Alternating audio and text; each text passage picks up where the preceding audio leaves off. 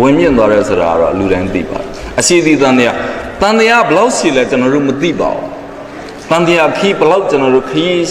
ရှောက်ပြီးလည်းမသိပါဘူးရှေးဘဝကျွန်တော်တို့ကုသိုလ်ဘာလို့ခက်လဲမသိဘူးနောက်ဘဝမှာကျွန်တော်တို့ဒီတန်တရားခီးဘလောက်ရှောက်အောင်လည်းမသိဘူးဒါပေမဲ့ကျွန်တော်တို့သိတာကတော့ဒီနေ့မှာကျွန်တော်တို့ရှောက်နေတာတန်တရားခီးပါပဲတနေ့ကြော်ဝါအသက်တရက်ကြီးသွားတာနဲ့ကျွန်တော်တို့တန်တရားခီးကိုတရက်ရှောက်ပြီးသားဖြစ်သွားတန်တရားခီးနည်းနည်းလေးတူသွားပါတယ်အဲ့တော့နေ့စဉ်ရှောက်နေရတဲ့တန်တရားခီးမှာကျွန်တော်တို့ကဘာဖြစ်လို့ຢာကပိုင်းဆိုင်လုံမှုတွေနဲ့ဘာဖြစ်လို့ချီနှောင်နေကြမှာလဲကျွန်တော်တို့မေတ္တာတရားနဲ့ဘာလို့မနေနိုင်ကြမှာဘာဖြစ်လို့အမြင့်နေမာနဘာဖြစ်လို့လှန်ချင်းဆော်မယ်ဆိုပြီးတော့မှရဲဘော်၃ချိတ်ဂျပန်ထွက်သွားပြီးတော့လူရင်းကျွန်တော်ပြောနေတာပါအသေးသေးလေး2ယောက်ထွက်သွားတာလူပြန်ခေါ်တာလေးပဲထားလိုက်ပါတော့ဂျပန်ကို1942မှာခေါ်လာပြီးတော့မှ9နှစ်တိုင်လို့လဲဂျပန်ကလာတော့ကတော့ဂရိပေးလိုက်တာမော်လမြိုင်ကိုသိမ်းပြီးရင်ငါတို့ပြန်ဆုတ်မယ်ရိုးရရတဆင်းမမနိုင်ငံနဲ့တို့မဝင်ဘူးဆိုပြီးတော့လေဗိုလ်ချုပ်အောင်ဆန်းတို့တပတ်ရိုက်ပြီးတော့မှတပြည်လုံးကျူးတဲ့အထိတက်လာကြတာကိုဂျပန်ခေတ်က9နှစ်ကြာပါလေ42 43 44 45 46အကျန်းပေါ့ဗျာဟိုကျွန်တော်ကဟိုတမိုင်းတင်လာမှုတွေအကျန်းပြောလိုက်တာဂျပန်ခေတ်ကြီးထဲမှာ1944ခုနှစ်ဆိုတော့ဂျပန်ခေတ်ကြီးကျန်မတော်လှန်ရသေးဘူးစာပေပွဲစတာအဲ့ဒီဟာဆိုလို့ကျွန်တော်မောင်းသားချိုအံ့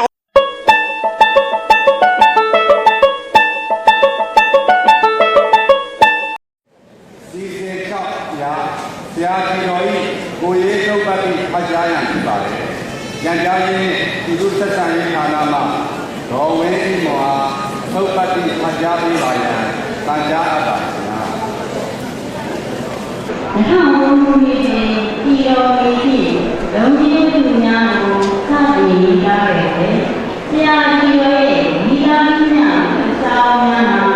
ရည်သက်တော်ဖြစ်ပါတယ်။ဆရာကြီးတို့ဒီကနာကြီးအောင်ကြီးရဲ့သူများအပြင်လာရဲ့ချက်လူပေါ်တော့ပြင်းပြင်းဆုံးလို့ပါတယ်။ဆရာရုပ်ရှင်ဗီဒီယိုစကားလေးတွေကိုသင်ယူနေတာပဲ။ဆရာရဲ့ရောဂါမျိုးကိုရိုက်တာမျိုးမှာရဲ့ဥပဒေအရေးအကြောင်းကိုထည့်ကြားပြရလို့ရှင်။ဒီစေပေါ်ရဆရာကြီးတော်မှရေပြာမောကြကောင်းစဉ်ဖြင့်ဟောကြားပေးပါရန်တန်ကြားအပ်ပါခင်ဗျာ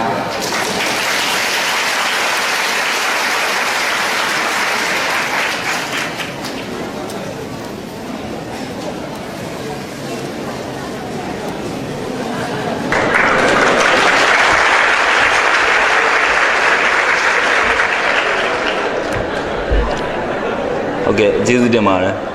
ကျွန်တော်မျက်နှာကရည်စရာကောင်းနေတဲ့နဲ့တူတယ်အဲ့တော့အလုံးကလက်ခုပ်ဝိုင်းတီးပြီးတဲ့အတွက်လည်းအများကြီးကျေးဇူးတင်ပါတယ်ခုနကိုညီမင်းညို့လဲဆရာညီမင်းညို့ပေါ့သူလည်းအာကျုံမှန်တဲ့အတော်လေးကိုပြောသွားပါတယ်သူပြောတဲ့ဟာလည်းကျွန်တော်သေချာနားထောင်ပါတယ်ဒါမဲ့ကျွန်တော်တချို့အချက်တွေတော့သဘောမကျပါဘူးသဘောမကျတဲ့အတွက်ကိုညီမင်းညို့ဘယ်တော့မှသမရဖြစ်မှာမဟုတ်ပါဘူး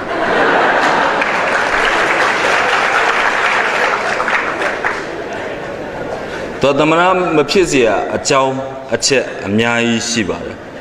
နံပါတ်1အချက်ပြောလိုက်တာနဲ့အားလုံးသဘောပေါက်မှာပါကိုညီမင်းညို့ကသပင်ကောင်းနေတယ်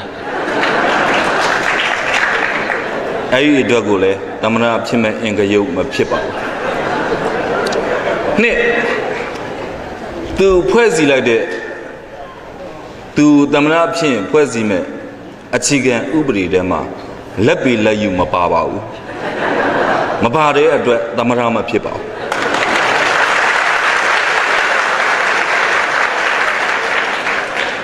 နောက်နံပါတ်3ချဲတွက်မယ်ဆိုလို့ရှိရင်ချဲသမားတွေပါလာပဲပါလိမ့်မယ်ကလန်နာကြပေါ့ဗျဒီကနေပြီးတော့ဘယ်နှခုနှစ်ကြာလို့ရှိရင်ဘသူကကလန်နာကြ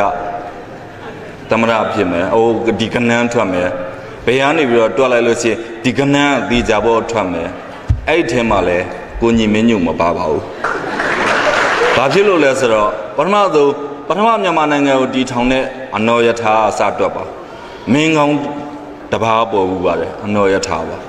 ။ပြီးတော့ကျန်စစ်မင်းပေါ်ပါတယ်။ကျန်စစ်မင်းကိုကျွန်တော်ကြိုက်ပါတယ်။ ဒါပေမဲ့ရုပ်ရှင်တွေဗီဒီယိုတွေရိုက်ကြတယ်ကျွန်တော်တို့လည်းဝတ္ထုတွေရေးကြတော့ဒီကြံစစ်မင်းကျွန်တော်မလေးစားတော့ပါဘူးအဲ့တော့နောက်နှစ်တရာလောက်ကြာတဲ့အခါမှာ100ကျော်200မှာအလောင်းဖျားဆိုတာပေါ်လာပါတယ်ကလန်နာကြပါပဲအလောင်းဖျားပေါ်လာတယ်နှစ်ပေါင်းမြောက်များစွာကြာတယ်သူလည်းအမတန်ကောင်းပါတယ်အလောင်းဖျားမဟုတ်ပါဘရင်တော်မှာဘရင်တော်ကလည်းအမတန်တော်တဲ့ဘရင်တစ်ပါးအနေနဲ့ပေါ်လာပါတယ်ပြီးတော့နှစ်ပေါင်းမြောက်များစွာကြာတဲ့အချိန်မှာဗိုလ်ချုပ်အောင်ဆန်းဆိုတာပေါ်လာပါတယ်အဲ့တော့ကိုညီမင်းညိုကကလန်နာကြအနေနဲ့ဆိုနောက်နှစ်တရာကျော်မှမွေးရမှာပါအဲ့တော့မှ तू ကမင်းကောင်းဖြစ်မှာပါအခုဒီကက်ရက်မှာတော့ तू ကမဖြစ်နိုင်ဘူး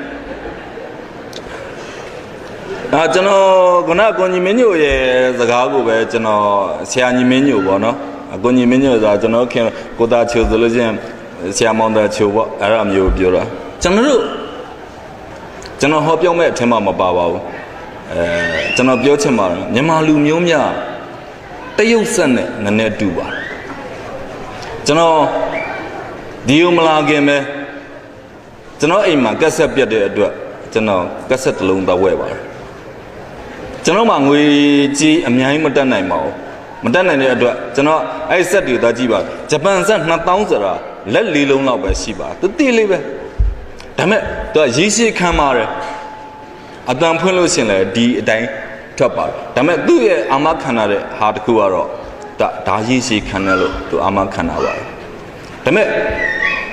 ငွေပေးရတာချင်းတူရင်ကျွန်တော်လိုအကြွားတန်တဲ့ကောင်ကတရုတ်ဆက်ပဲရွေးပါ2000ပဲပေးရတယ်ခါလောက်ရှိတယ်ဆက်ကအကြီးပါဖွင့်လိုက်တော့ဒုံဒုံတိုင်းတိုင်းနဲ့ဟိုလိုပဲအတန်ထွက်တယ်ဟိုထထောင်ကျဲသေးတယ်အဲ့တော့ကျွန်တော်အနေနဲ့ကျွန်တော်စဉ်းစားတယ်မင်းဘာရွေးမလဲအကြည့်တော့โอเคဂျပန်ဆက်ကပိုကောင်းတယ်ပိုခိုင်မာမယ်ဆိုတာသိတယ်ဒါပေမဲ့ကျွန်တော်စိတ်ထဲမှာအဲ့လိုတတိကွကွလေးနဲ့အတန်ထွက်တဲ့ဟာကိုကျွန်တော်မရည်ရွယ်ပါဘူး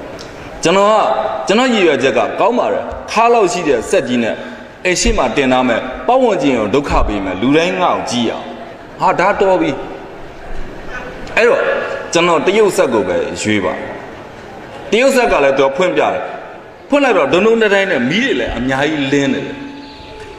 ခလုတ်ကိုနှိပ်လိုက်တယ်ဒုံဆိုလုံးဝဝါကာတွေကြားနေရပြီးတော့ stock ခလုတ်ကိုနှိပ်တဲ့အချိန်မှာပလေးခလုတ်ကခုန်ထွက်ဒုံခုန်ထွက်လာအဲ့ကောင်က6ဖမ်းတယ်ရောင်းတဲ့လူဖမ်းပြီးတော့ပြန်တက်ထည့်လိုက်တော့ဟာမင်းအဲ့ဒါဘာဖြစ်တာဆရာဒီဆက်ကတော့ဒီလိုပဲဘာမှမပူနဲ့အတန်တော့ကကောင်းတယ်အဲ့နဲ့ကျွန်တော်โอเคကျွန်တော်လည်းကြွားကျင်တဲ့ကောင်ဆိုတော့အဲ့ဆက်ပဲဝယ်တော့မယ်ဇာအဲ့ဆက်ပဲဝယ်တော့မယ်တကယ်ကြီးတဲ့အခါကျတော့သူ့စီမှာဘာတစ်စိမ့်မှမပါဘူးအဲ့ကဆက်မှာဘာတစ်စိမ့်မှမပါဘူးအဲ့နဲ့ကျွန်တော်ဟာမင်းအဲ့ဒီဆက်ကြီးဝယ်ပြီးတော့2000ချင်းတူကွာဟိုဟာဆုံးနေရမယ်ဟိုကဆန်ညိုရောက်အဲ့ဒါမျိုးရောက်မင်းဟာဘာတစ်စိမ့်မှလည်းမပါဘူးအဲ့ဒါဘာဖြစ်တာလဲဆရာလွယ်လွယ်လေးဆရာဘာတစ်စိမ့်လို့ခြင်းလဲပြောဟမ်ဘာတစ်စိမ့်ဘိုင်အိုနီယာကျွန်တော်မှရှိတယ်ဆရာကျွန်တော်ကတ်ပေးလိုက်မယ်အဲ့ဆက်ကဘိုင်အိုနီယာဖြစ်သွားဆမ်ဆောင်းလို့ခြင်းလားဟာရတယ်လေဆရာဆမ်ဆောင်းကျွန်တော်မှတစ်စိမ့်ရှိဟာမကြီးဟာရလေးကတ်လိုက်လို့ခြင်းအဲ့ဆက်ကဆမ်ဆောင်းကျွန်တော်တို့မြန်မာလူမျိုးများတရုတ်ဆက်လို့ပါဘာတစ်စိမ့်ကတ်โอเคပါအရင်တော့လူလူပြိတ္တကြီးရှင်ဆိုတဲ့လူဘယ်ရောက်သွားလဲအခုဘယ်တစ်စိမ့်ကိုပြောင်းကတ်လိုက်လဲအရင်တော့ဘောလုံးပွဲတွေဘောလုံးဂျာနယ်ဆိုတာနံပါတ်1ပဲအခုအချိန်မှာဘောလုံးဂျာနယ်ကိုတယောက်မှမဖတ်တော့ပြီးတော့သတင်းဂျာနယ်ပြန်ဖတ်ကြတယ်သတင်းမှမဖတ်ရလို့ရှိရင်ငါတို့တော့ခက်နှုတ်ကြကြီးရဲ့သတင်းကြံတယ်တွေပြောင်းဖတ်ကြတယ်အခုသတင်းကြံတယ်ဖတ်တဲ့လူတွေဘယ်ရောက်သွားလဲအခုနိုင်ငံရေးပါတယ်လူတိုင်းတစ်နိုင်ငံလုံးနိုင်ငံရေးပါတယ်အားလုံးကနိုင်ငံရေးကြံတယ်မှမဖတ်လို့ရှိရင်ဘာဖြစ်မလဲကျွန်တော်မသိပါဘူးကျွန်တော်တို့ဒီမှာ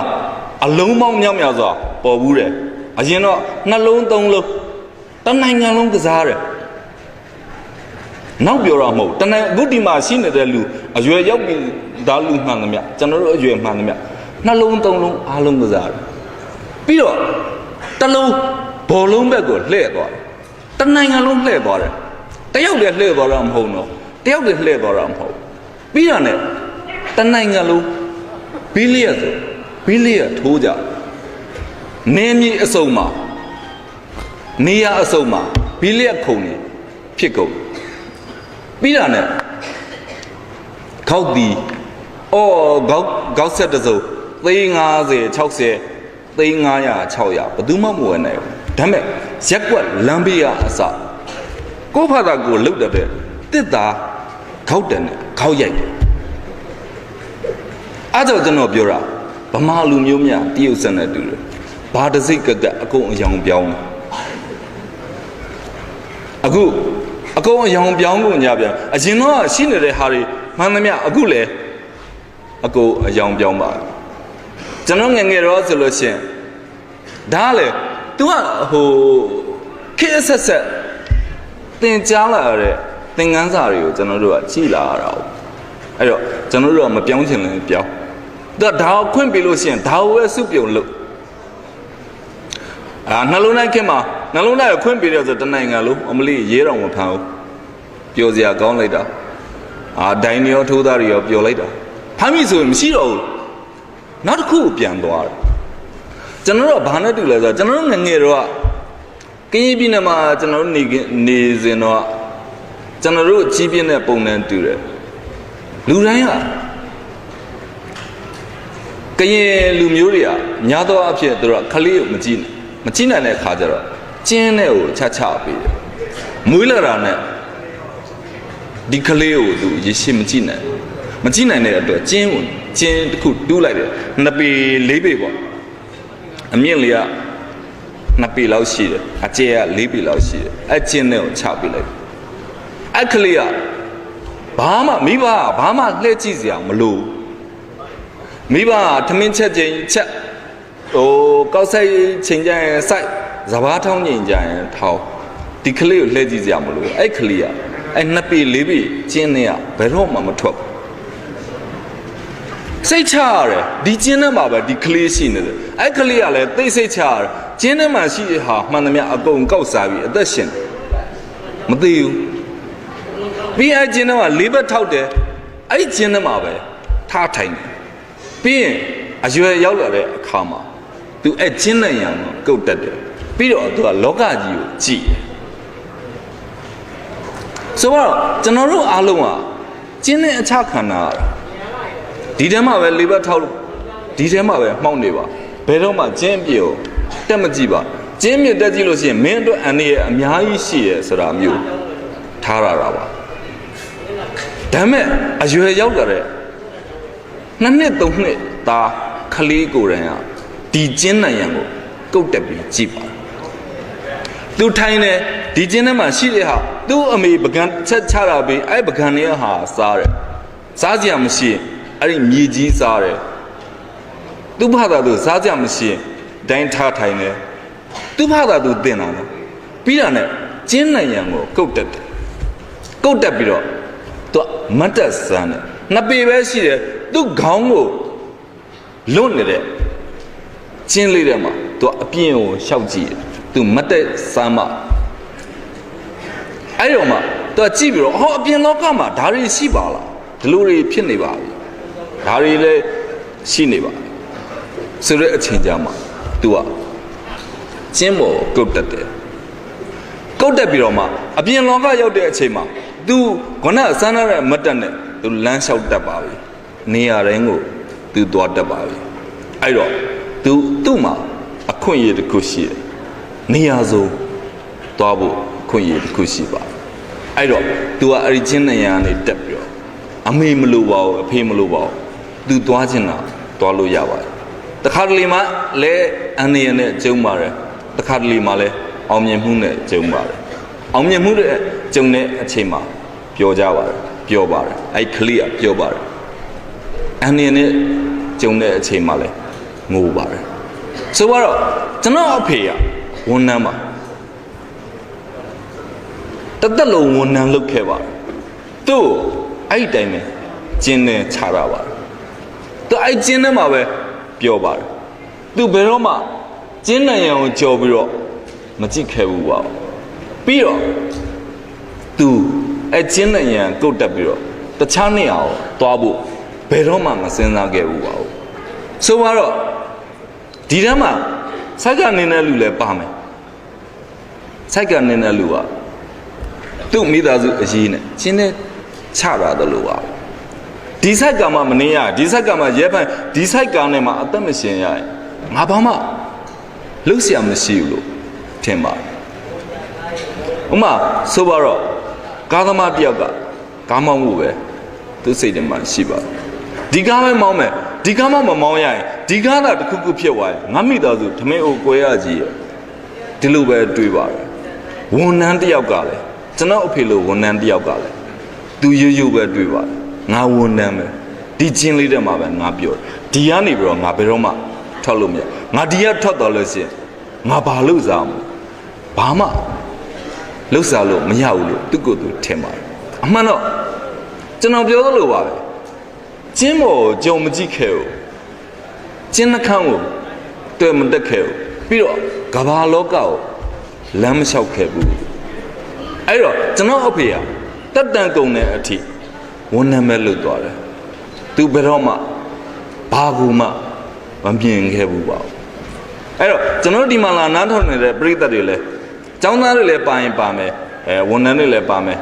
နောက်ပြီးတော့စီးပွားရေးလုပ်ငန်းရှင်တွေလည်းပါမယ်မယုံကြည်ပါကို့ခြေရခွက်လေးမှာပဲပြောစရာကောင်းတာမဟုတ်ပါဘူးကို့ချပြီးတော့ကျင်းလေးတစ်ခုပါပဲကျွန်တော်တို့ဘယ်နေရာနဲ့မဆိုပြောလို့ရပါတယ်ကျွန်တော်တို့ကိုချပြီးတော့ကျင်းလေးတစ်ခုပါအဲ့ကျင်းကနေပြီးတော့ကြော်ကြည့်ပါပြီးရင်တက်ကြည့်ပါပြီးရင်လမ်းလျှောက်ကြည့်ပါအဲ့ထက်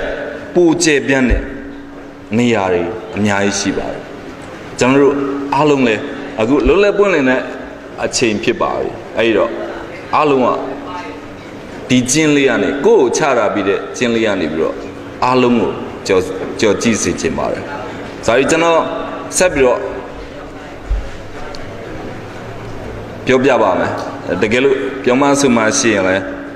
ကျွန်တော်နည်းနည်းတော့ခွင့်လွှတ်ပေးပါဘယ်ရမဆို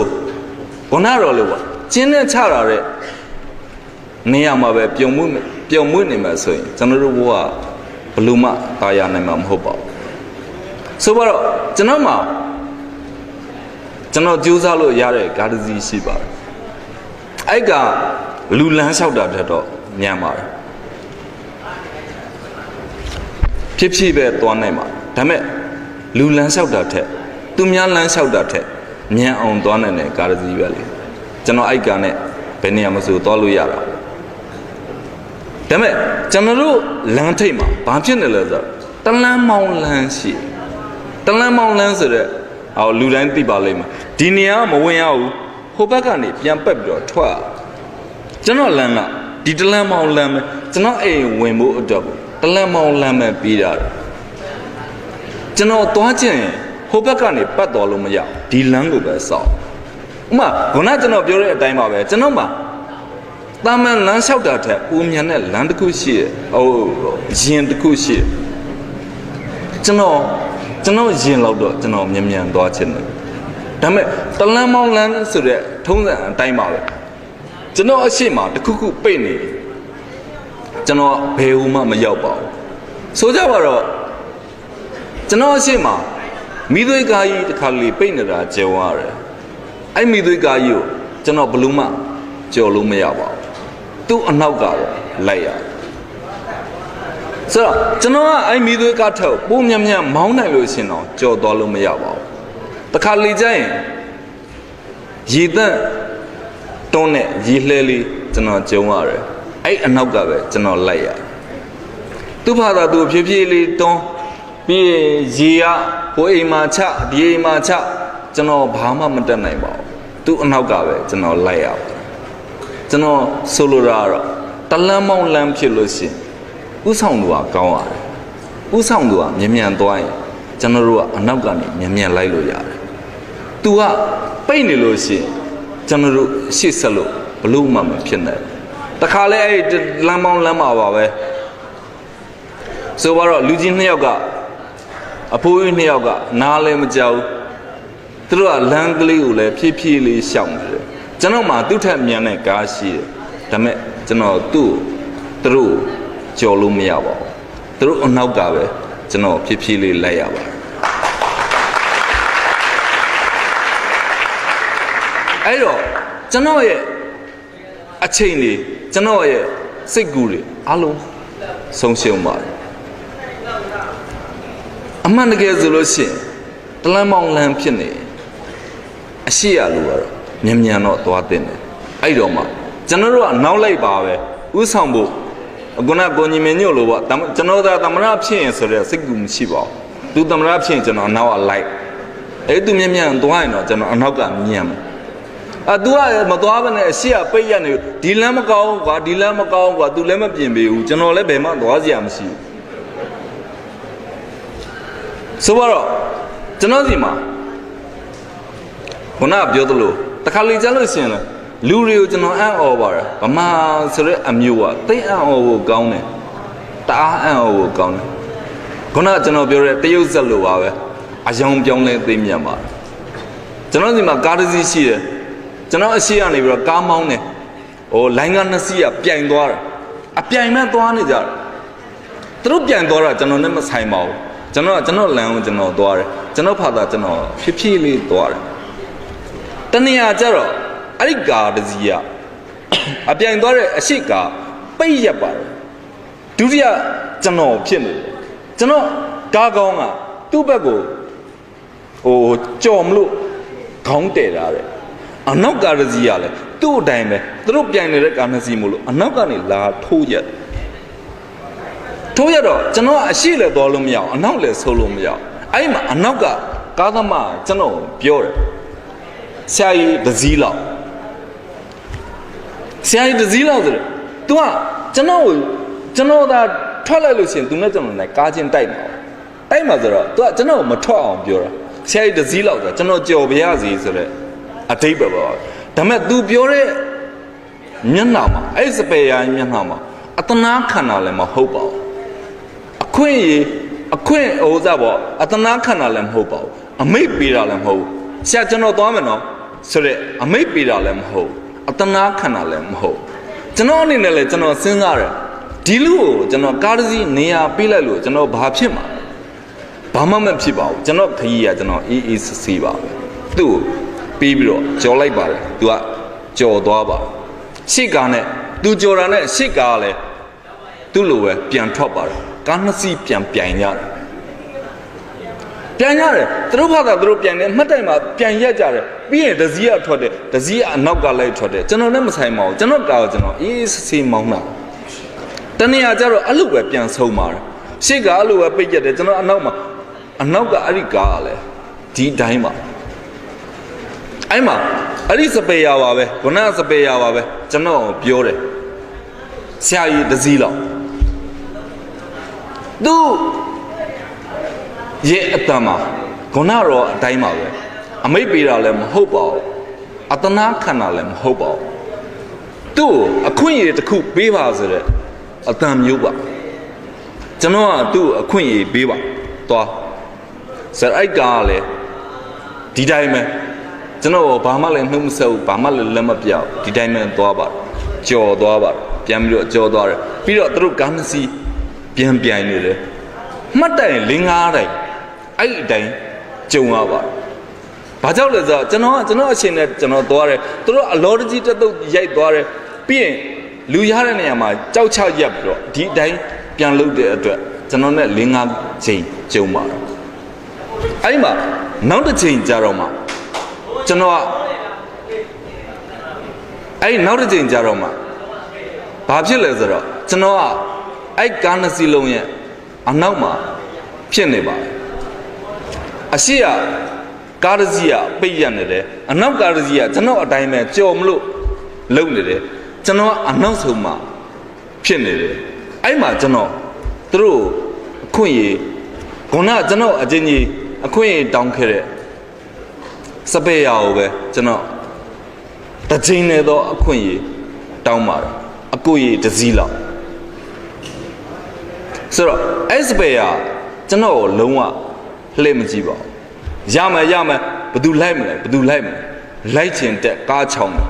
ကျွန်တော်လှည့်မကြည့်တော့ပါဘူးစဉ်းစားကြည့်ပါ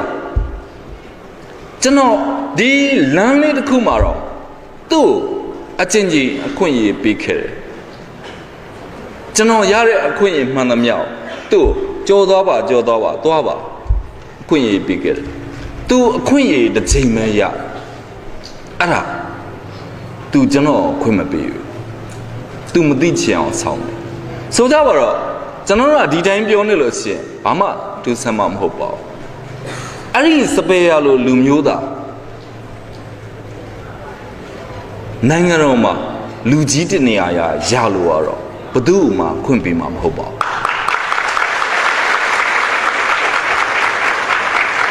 နေရာလဲဖယ်ပေးမှာမဟုတ်ပါဘူးလောကမှာကျွန်တော်နားလည်ရတဲ့လူ2မျိုးပဲရှိပါတယ်လူကောင်းနဲ့လူဆိုးပါလူကောင်းဆိုတာအရာရောက်ညှို့လင်းထားတယ်ကိုယ်စိတ်ထဲမှာညှို့လင်းချက်တွေအများကြီးရှိနေတဲ့လူကောင်းမျိုးပါပဲလူဆိုးတစ်မျိုးခုနတော့လို့ပေါ့အခွင့်အရေးရရင်ယူမယ်ပြီးရင်သူများကိုအခွင့်အရေးပြန်မပေးဘူးဆိုတဲ့လူဆိုးမျိုးပါပဲဆိုကြပါတော့လူကောင်းဆိုတာကိုယ့်ဘာသာကိုကောင်းတယ်ကိုယ့်တယောက်တည်းအတွက်ကောင်းတယ်ကိုယ့်ပတ်ဝန်းကျင်အတွက်ကောင်းတယ်ကိုယ့်မိသားစုအတွက်ကောင်းတယ်လူကောင်းပါတယ်အမျိုးမျိုးရှိပါတယ်ကိုယ့်နိုင်ငံတော်အတွက်ကောင်းတယ်လူကောင်းပါလူဆိုးဆိုတာရှင်းပါအဲ့တိုင်းပါပဲလူဆိုးမှလည်းအမျိုးမျိုးရှိပါတယ်ကိုဆိုးတယ်ကိုမိသားစုကိုဆိုးတယ်ကိုပတ်ဝန်းကျင်ကိုဆိုးတယ်ကိုနိုင်ငံကိုဆိုးနေတယ်လူဆိုးပါလူ2မျိုးပဲရှိပါတယ်အခုဒီမှာလာနားထောင်နေတဲ့ပြည်သားကျွန်တော်တို့လည်းအချိန်သိမရောက်ဆရာကျွန်တော်တို့လည်းလာရတဲ့အချိန်တအားနောက်ကြတဲ့အတွက်ကျွန်တော်အနေနဲ့လည်းအများကြီးမပြောချင်ပါဘူးကိုကောင်းတဲ့လူကောင်းကိုမိသားစုကိုကောင်းတဲ့လူကောင်းကိုပတ်ဝန်းကျင်ကောင်းတဲ့လူကောင်းကိုနိုင်ငံကိုကောင်းတဲ့လူကောင်းလေးတွေဖြစ်ပါစေကိုဆိုးတဲ့လူဆိုကိုပတ်ဝန်းကျင်ကိုဆိုးတဲ့လူဆိုကိုမိသားစုကိုဆိုးတဲ့လူဆိုကိုနိုင်ငံတော့ဆိုးတဲ့လူဆိုတွေမဖြစ်ပါစေနဲ့လောကမှာအရာ4မျိုးပဲရှိပါတယ်အေးမြဆိုမေတ္တာပါပဲမေတ္တာသည်အေးယာခသည်အပူတဲ့အမြင့်ဒီမာနအရှိသည်တန်တရားဘယ်လောက်ရှိလဲကျွန်တော်တို့မသိပါဘူးမေတ္တာတရားအေးမြတယ်ဆိုတာလူတိုင်းသိပါတယ်ယာခပူလောင်တဲ့လိုချင်တာလိုတာထက်ကိုပူပိုင်ဆိုင်ခြင်းကြတယ်ဆိုတာလူတိုင်းသိပါတယ်အသက်ကပင်စင်ယူပြီးအလုတ်ကပင်စင်မယူသေးဘူးဘာလို့လဲဆိုတော့ပိုင်ဆိုင်စရာအများကြီးကြံသေးတယ်အဲ့တော့ငါပင်စင်မယူနိုင်သေးဘူးအဲ့လူမျိုးတွေလည်းအများကြီးရှိပါတယ်အမြင့်သည်မာနဘလောက်မာနထက်ပိုမြင့်သွားရင်ဘဝင်ဖြစ်သွားပါတယ်ဘဝင်မြင့်သွားတယ်ဆိုတာကတော့လူတိုင်းသိပါတယ်အရှိသည်တန်တရားဘလောက်ရှိလဲကျွန်တော်တို့မသိပါဘူးတန်တရားခီးဘလောက်ကျွန်တော်တို့ခီးရှောက်ပြီးလည်းမသိပါဘူးရှေးဘဝကျွန်တော်တို့ကုသိုလ်ဘာလို့ခက်လဲမသိဘူးနောက်ဘဝမှာကျွန်တော်တို့ဒီတန်တရားခီးဘလောက်ရှောက်အောင်လည်းမသိဘူးဒါပေမဲ့ကျွန်တော်တို့သိတာကတော့ဒီနေ့မှာကျွန်တော်တို့ရှောက်နေတာတန်တရားခီးပါဘူးတနေ့ကြော်ဝါအသက်တရက်ကြီးသွားတာနဲ့ကျွန်တော်တို့တန်တရားခီးကိုတရက်ရှောက်ပြီးသားဖြစ်သွားတန်တရားခီးနည်းနည်းလေးတူသွားပါတယ်အဲ့တော့နေ့စဉ်ရှောက်နေရတဲ့တန်တရားခီးမှာကျွန်တော်တို့ကဘာဖြစ်လို့ຢာကပိုင်ဆိုင်လုံမှုတွေနဲ့ဘာဖြစ်လို့ချီနှောင်နေကြမှာလဲကျွန်တော်တို့မေတ္တာတရားနဲ့ဘာလို့မနေနိုင်ကြမှာဘာဖြစ်လို့အမြင့်နေမာနဘာဖြစ်လို့ဘဝင်နေမြင့်နေကြမှာလဲပိုင်ဆိုင်လုံမှုဆိုတာဘာမှမဟုတ်ပါဘူးကျွန်တော်တို့အားလုံးမေတ္တာတရားနဲ့နေလို့ရှင်တော့ပို့ပြီးတော့ကောင်းတဲ့ဘဝကြီးဖြစ်မှာပါအဲ့တော့ကျွန်တော်ပြောချင်တာကတော့ကျွန်တော်တို့အားလုံးကမေတ္တာတရားနဲ့နေတာတော့ပို့ပြီးတော့အေးချမ်းပါပါပိုင်ဆိုင်လုံမှုတွေအားလုံးတွေထားလိုက်ပါခုနတော့လို့ကျင်းလေးထဲမှာပဲရှင်တမ်းမနေပါနဲ့အပြင်ကိုထွက်ကြည့်ပါကျွန်တော်တို့မှာကြီးစရာအများကြီးရှိပါတယ်ကျွန်တော်တို့အခုပွင့်လင်းတဲ့ခစ်ဖြစ်တဲ့အတွက်အားလုံးချင်းအပြင်ဘက်ကိုထွက်ကြည့်ပါအဲ့ဒါကိုလေဗုဒ္ဓဘာသာမြန်မာလူမျိုးဖြစ်တဲ့အတွက်မေတ္တာတရားနဲ့ကြည့်ပေးကြပါကျွန်တော်တို့အားလုံးမေတ္တာတရားနဲ့ကြည့်မှဆိုရင် အားလုံးအတွက်အေဂျင့်မလို့ထင်ပါတယ်ကျွန်တော်အနေနဲ့ပြောချင်တာတော့ဒီလောက်ပါပဲကျေးဇူးတင်ပါတယ်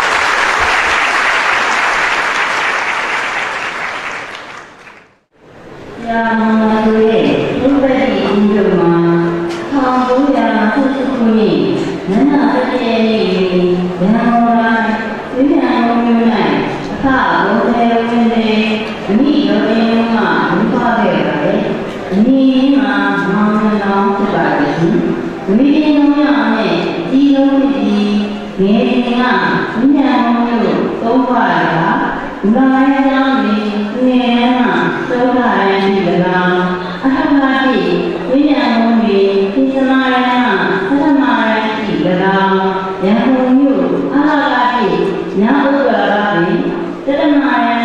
အထမရန်ဒီကလာအထကာတိညာဥဒရာတိ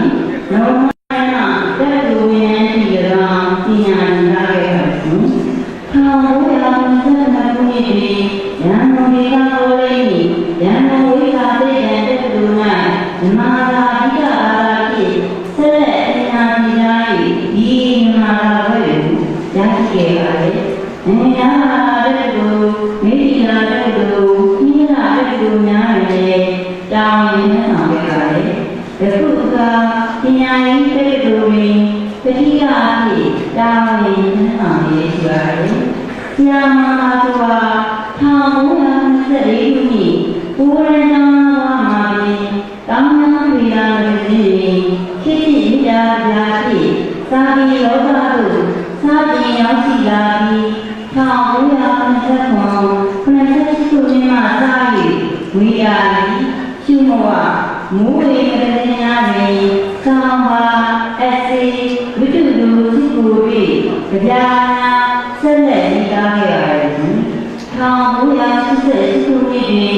အိမ်နံမဂ္ဂဇင်းအင်ဂျာဖြစ်ဆောင်ရွက်ရဲ့ရမုံညီစိတ်ခင်လုံးတို့နဲ့အတူ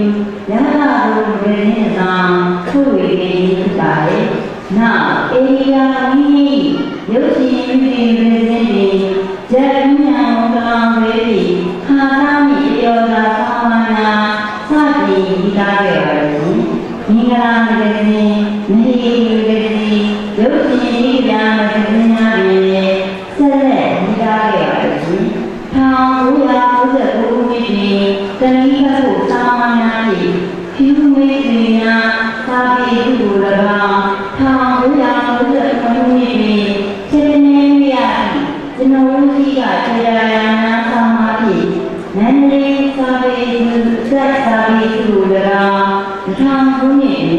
တွင်တဏှိကကိုသာမနာသာဖြစ်တောင်မောင်စစ်သာပေသူကို၎င်း2004ခုနှစ်တွင်ညီ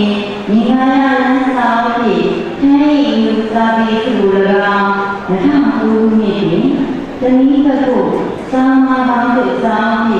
ဘုမာမင်းသာပေသူကို၎င်းအတိအကျခံရပါမယ်။ဒီခုကမန္တလေးအတ္တနာတဏှိကကိုသာမနာ၏ခြေအတ္တကြီးဇာဉာဏ်ကိုဒီရောဒါနာကိုအတန်ဝဲရသည်ထို့ဝီဒီရောစာများမှာတဏှိကကိုပြင်လည်ဝါတို့ဒီကလေးနဲ့တက်ခဲ့အိမ်မက်များအနာလာရမင်္ဂလာယနံနှလုံးသားရှိယောဂီများကိုပင်ရောဂီပါတဲ့စေတနေရတော်ကျွန်တော်ရှိရတရားယာနာစေယံတော်တာဤဘာဆိုင်ဥပလာလာမင်းနောက်ဖက်အောင်ဟောကဟောယနနာအစတိတော်သာမဏိဇေမညာပရောဝေတိတခုတိယမမနိယလောကညာနာတို့တော်မေစိတ်တော်မေဓမ္မေကသေရေလူကမောဒရီတော့လမ်းဝေပုံနိုင်ဒုက္ခဥပရှင်နာမအမှတ်ကိုဆွဲပါလို့မကြောမဆိုပါလူသားတို့ကောင်းကျန်50ဆောင်နာဤသာထုတ်ရရရှင်ဆရာမတို့ကကေညာပြင်ဇာနေနာစေရိကာနိပုပ္ပလာတာနိသူတာနိမောရန်တာနိယပေလူကြီးဆံယာရုပ်ဝါဆံယာစာပေဉာဏ်ဆံယာသာမဏေ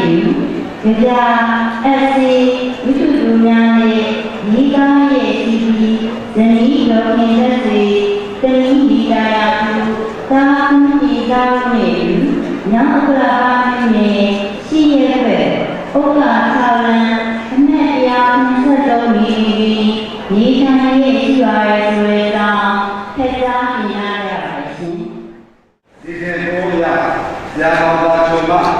မလုံးသားအာဟာရကောင်းတဲ့ဖြင့်ဟောကြားပြပါရန်အကြပါဗျာ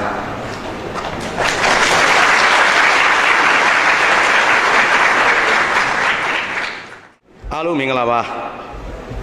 ကျွန်တော်တို့ရန်ကုန်ကနေပြီးတော့စာရေးဆရာ3ယောက်ပေါ့ရှေ့ကတော့ကျွန်တော်ညီ2ယောက်ပေါ့ဗျာအသက်အရွယ်အဖြစ်လည်းကျွန်တော်ထက်ငယ်ပါတယ်စာရေးတာလည်းနည်းနည်းနောက်ကျပါတယ်ပထမဆုံးဟောသွားတာတော့ကိုညီမင်းညိုပေါ့နော်ဒေါက်တာညီပေါက်သူကတိမွေးကုဆရာဝန်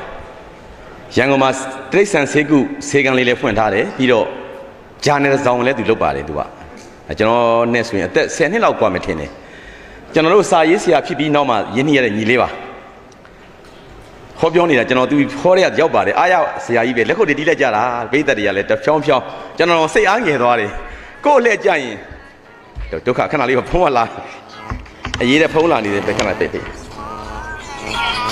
အဲ့လိုကျွန်တော်ကဖုံးကခဏလာတယ်6မျိုးကစာပေချစ်သူများနဲ့ဒီဖုံးနဲ့ဘယ်သူရေးကြည့်သလဲ6မျိုးရေးကြည့်တာပေါ့ဖုံးပိတ်ပလိုက်ပါတယ်အေးတင်ချိုဆွေးဆက်နေတာအေးတင်ချိုဆွေးအရေးတဲ့ဖုံးကလာနေတယ်အာယုံကနောက်လို့အဲ့တော့ကျွန်တော်စိတ်အားငယ်ပါတယ်အမှန်တည်းပြောရင်တော့ငါညီလေးအသက်ကလည်း10နှစ်ကျော်15နှစ်10နှစ်အောက်မဟုတ်ဘူးကျော်တယ်သူကငယ်တယ်လို့သူကလက်ခုပ်တန်တစ်ဖြောင်းနဲ့ငါအလှည့်ကြရင်ငါတော့ဦးကြောင်ကြောင်ကြီးဖြစ်မလားမသိဘူးဆိုကျွန်တော်စိတ်စိုးရင်စိတ်ကြီးဖြစ်တာပေါ့သူကပြောလိုက်တာဝင်းကြီးဌာနတွေတက်ပြီးတော့မှလေဘသူ့ကိုဘာဝင်ကြီးဌာနမခန့်နဲ့ဘသူ့ကိုဘာဝင်ကြီးမခန့်နဲ့လှုပ်နေရတာကျွန်တော်ကစိတ်ကူးပေါ်သွားတယ်သိလားမြန်မာစာပေနဲ့မြန်မာယဉ်ကျေးမှုကိုမျက်နိုးသည်ဟုဆိုပြီးသပင်ကြီးကိုနောက်တွင်ထားပြီးစီးထားသောပုဂ္ဂိုလ်ကိုစာရေးဆရာအဖြစ်မဖိတ်ခေါ်ရေး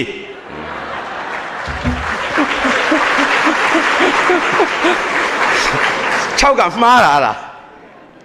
ဆရာဦးထေးမောင်ဒေါက်တာဦးထေးမောင်ခေါ်စာရေးဆရာနတ်မှုပေါ့စာရေးဆရာနာမည်ဦးထက်လို့မကြိုက်ဘူးသူကစာရေးဆရာမတွေက6ကတော့မဆိုးပါဘူးတော်ပါတယ်စာရေးဆရာမဆိုရဲ့နာမည်ဒီကျွန်တော်တို့မူရင်းနာမည်နဲ့မတူပါဘူးဒေါခင်နှင်းယူပေါ့စာရေးဆရာမကြီးခင်နှင်းယူဒေါ်တက်ရင်မကြိုက်ဘူးသူက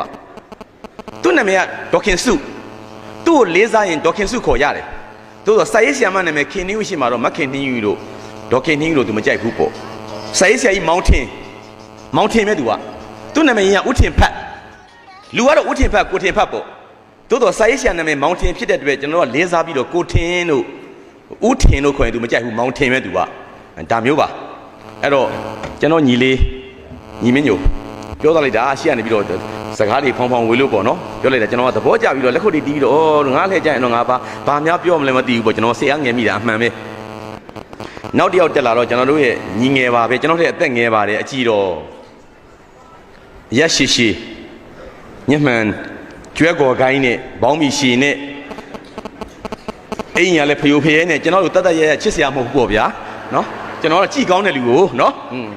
သူကပြောတယ်ဘောင်းမီရှည်ကြီးတက်လာပြီးဗမာစာပေနဲ့မြမယဉ်ကျေးမှုလေးစားဖို့ပေါ့ဗျာပြောတော့ကျွန်တော်လည်းအသိနေတာဩလို့ငါလူတွေဒီတယ်လီဖုန်းလည်းပိတ်လို့မရပါမရဒုက္ခပါပဲမင်းကလေးတွေများသူတို့ကြားမြင်စွတ်ပြရသေးလားခွန်ကြီးမရပိတ်လို့မရပြီနော်ဆိုကြနေတာအမတန်မင်္ဂလာရှိတဲ့ညပါကျွန်တော်တို့ဒီဒေသဒီအညာဒေသပတ်ဝန်းကျင်ကိုကျွန်တော်တို့မကြာခဏဆိုသလိုရောက်ပါတယ်ဒီမှာရှိတဲ့စာချစ်သူများလည်းကြားရင်ကြားမှာပါကျွန်တော်တို့မလှမ်းမကမ်းမှာရှိတဲ့ကြောက်ပတောင်းမြို့ကြောက်ပတောင်းကလူတွေဒီဘက်ရောက်နေပါတယ်လာနှုတ်ဆက်ပါတယ်ကျွန်တော်တို့ကြောက်ပတောင်းဒီ၄ကြိမ်တိုင်ရှိခဲ့ပြီကျွန်တော်တို့လုပ်ခဲ့တယ်စာရေးဆရာမတွေအစုံပါပဲမကျူးပါတာပေါ့နေဝင်းမြင့်ပါတာပေါ့ခင်ထူးပါတာပေါ့နွမ်းကြတိုင်းပါတာပေါ့ချစ်ဦးညိုပါတာပေါ့စူးငှက်ပါတာပေါ့အိုဘီကျဲပါတာပေါ့ပုတ်ပါတောင်ဘေးမှာကျွန်တော်တို့ချိန်တဲဟောခဲ့ကြရတာသို့တော့ဟောပြီးလို့ညတွေမိုးချုပ်တဲ့အခါကျတော့လာနှုတ်ဆက်တဲ့အခါကျတော့6ကလူတွေကဘတ်စကားတစ်စီးနဲ့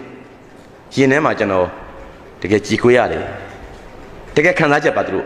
ညလုံးပေါက်ကျွန်တော်တို့စကားပြောကြတယ်ကြံခဲ့တဲ့၄-၅လကြောက်တော့မှကျွန်တော်လုပ်ကြတယ်ပွဲ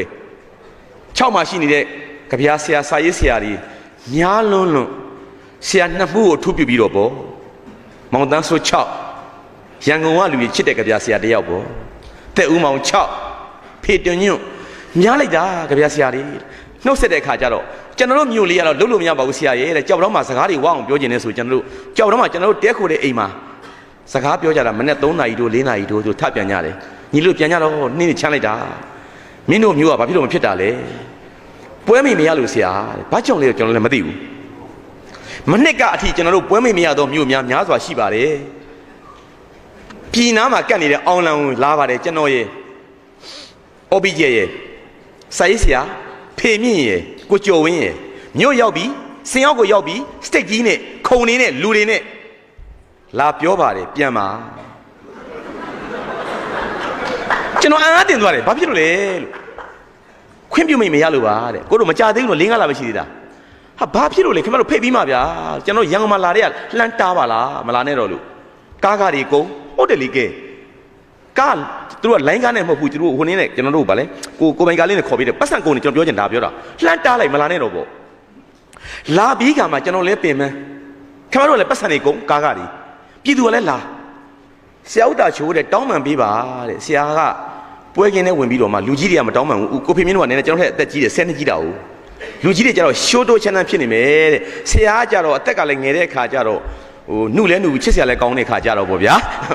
ဝင်တောင်းပန်မှာဆိုကျွန်တော်မှဓမ္မယုံနဲ့ဆင်းပြီးတော့မှထိုင်နေတဲ့ပေးသက်ကိုသမီးတို့သားတို့ကျွန်တော်အဲ့လိုပဲခေါ်တယ်ကျွန်တော်သမီးတွေရွယ်သားရွယ်လေးတွေတို့ခွင့်လွှတ်ကြညီတို့မျိုးလည်းခွင့်လွှတ်ညီတို့မျိုးသူမျိုးသားတွေအားလုံးဒီစင်ဆောက်ပြီးသားပွဲမင်လျှောက်ပြီးသားတို့လည်းရောက်လာပြီလေရောက်လာပြီကျွန်တော်တို့ပြန်မယ်အခု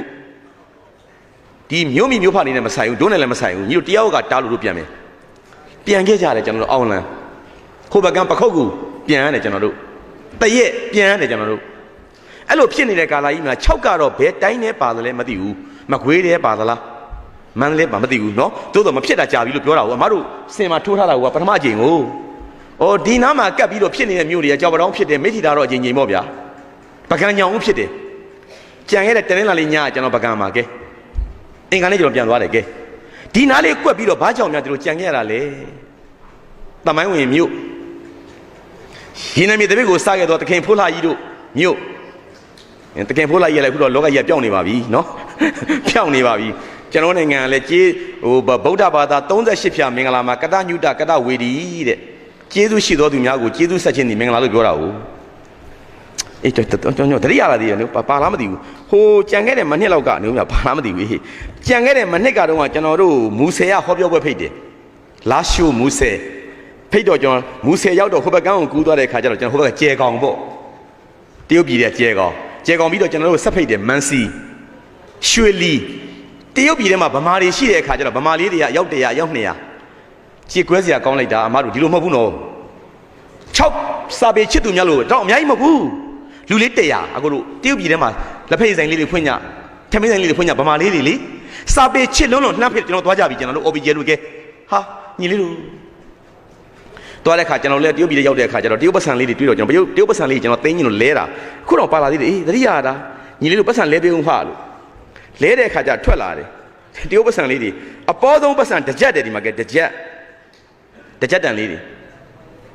ရှေ့မှာမော်စီတုံးပုံလေးနဲ့တရုတ်ပြည်လွတ်လပ်ရေးကောင်းဆောင်ကြီးကျွန်တော်ဆက်ပြီးနည်းနည်းဈေးကြည့်တာပေးဦးကောဆို9ကြက်တန်နဲ့9ကြက်တန်ဒီမှာမော်စီတုံးပုံလေးနဲ့ကျွန်တော်ပေးပါဦးဟာလို့ဟိုဆို9မူးတန်ပေါ့တစ်ကြက်တန်ထုတ်ပြီးတယ်ဒီမှာတစ်ကြက်တန်လေးတွေဒီမှာမလေးကျွန်တော်အိတ်ထက်သိမ်းထားတာတစ်ကြက်တန်နဲ့မော်စီတုံးပုံလေးနဲ့အားလုံးတည်တယ်မော်စီတုံးပုံတရုတ်ပြည်လွတ်လပ်ရေးကောင်းဆောင်ကြီးတက်က9ကြက်တန်လေးလဲပေးဦးဟာမဲပို့လှလာပြီနဖူးပြောင်းဝင်တဲ့ဇမင်လေးဖိထားတယ်တရုတ်ပြည်လွတ်လပ်ရေးကောင်းဆောင်မော်စီတုံးပုံကြီး9ကြက်တန်30တန်ပေးဦးဟာမော်စီတုံးပဲတိုင်းပြည်ကောင်းဆောင်ကြီးပြအာဇာနည်ကောင်းဆောင်ကြီးပဲပေးဦးဟာ20တန်မော်စီတုံးပဲဗျပေးဦးဟာ90တန်မော်စီတုံးပဲဟာဒီမှာတစ်ကြက်တောင်မရဘူ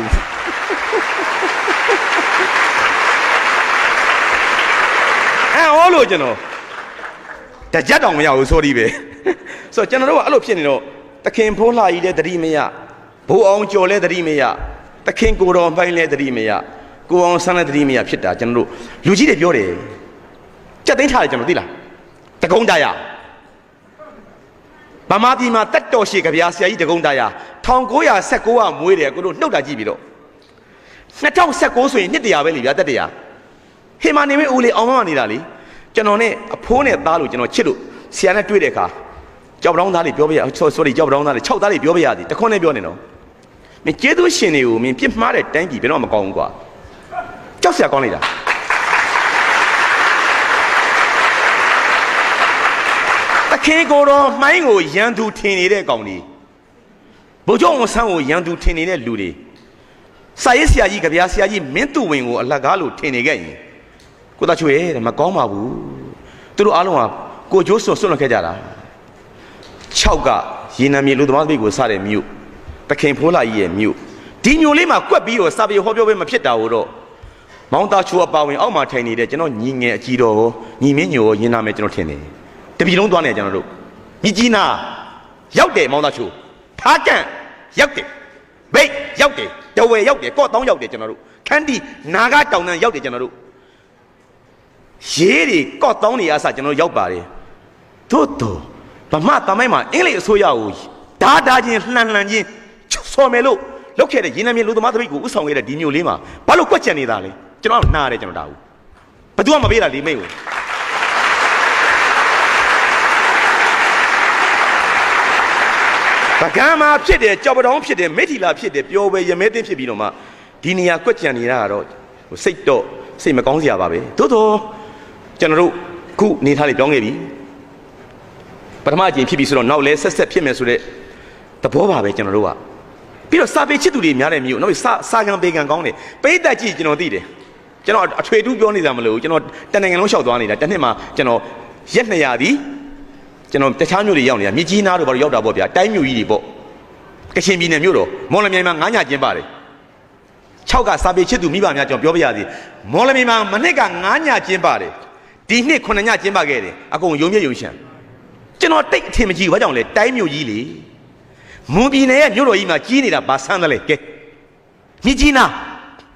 ကချင်ပြည်နယ်မြို့တော်ကြီးမှာကြီးကျယ်နေတာဘာဆန်းတယ်လဲကျွန်တော်စကားရှင်းမှကြောက်လို့တိုးတော့6ဆိုတာပြည်နယ်ရဲ့မြို့တော်ကြီးမဟုတ်ဘူးလေဟဲ့လားမြို့အလတ်စားလေးတစ်ခုတိုးတော့အဲ့ဒီမှာရှိတဲ့ပိဋကတ်ကိုကြည့်တယ်ကကျွန်တော်သိသွားပြီဒါတော့ယုံပြည့်ယုံရှံအခန်းထဲမှာရောဘေးတွေမှာရောကားလမ်းမတွေမှာရောရှိပြီဆိုတဲ့ကဒီလူများဒီစာပေနဲ့လူပညာကိုချစ်တယ်ဆိုတာကျွန်တော်သိပြီးသားကျွန်တော်ယုံနေဘယ်တော့မှမပြန်တဲ့ပိဋကတ်ပြန်တော့အပြစ်ရှိတယ်နော်ဟာပြောပြီးသားပြန်တော့ခင်ဗျာပြန်လာပဲအပြစ်ရှိတယ်ပြောပြီးသားလားကိုအချီတော့ကိုကြီးမကြီးနဲ့ကျွန်တော်ညီလေးအကြည်တော်လန်းလန်းရှိတယ်ကျွန်တော်